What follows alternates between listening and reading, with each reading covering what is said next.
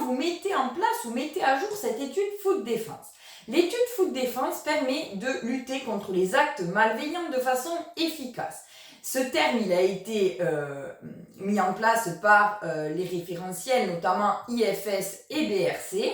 Et donc, si vous êtes certifié, vous avez forcément une étude Food Defense, mais même si vous ne l'êtes pas, aujourd'hui, c'est quelque chose que peut-être vos clients vous imposent. Alors, du coup, cette lutte contre les actes malveillants, elle se manifeste par une étude, il faut constituer une équipe, faire une analyse des dangers, etc. Donc ça, c'est très bien. Le problème, c'est que nous, on observe beaucoup d'études qui sont réalisées très terrain, mais vous oubliez dans l'étude Food Defense quelque chose de fondamental, c'est la partie informatique. Et quand je vous parle de la partie informatique, je ne parle pas seulement du risque de piratage, etc. Je ne parle pas du gros problème informatique, du gros bug informatique. Là, je vous parle des choses qui peuvent être atteintes au niveau de votre système informatique.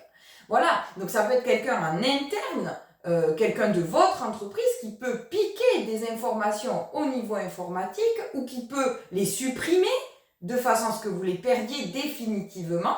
Et ça peut aussi être quelqu'un de l'extérieur qui vient en maintenance chez vous ou qui va avoir accès à n'importe quel ordinateur. C'est très fréquent de rentrer dans une usine et de pouvoir entrer dans un bureau, surtout proche de l'heure de déjeuner, où tous les bureaux restent ouverts et que les ordinateurs ne sont même pas verrouillés. Donc du coup, il faut vraiment axer votre étude, en plus de vous préoccuper de la partie terrain, il faut vraiment vous préoccuper aussi de cette partie sécurisation des données.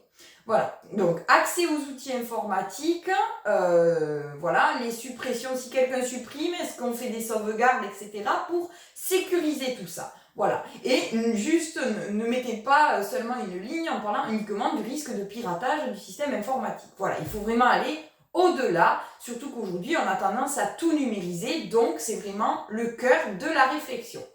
Si jamais vous avez d'autres questions à ce sujet, n'hésitez pas à nous contacter. N'oubliez pas de vous abonner à notre chaîne YouTube. Je vous souhaite une très belle journée et je vous dis à très bientôt.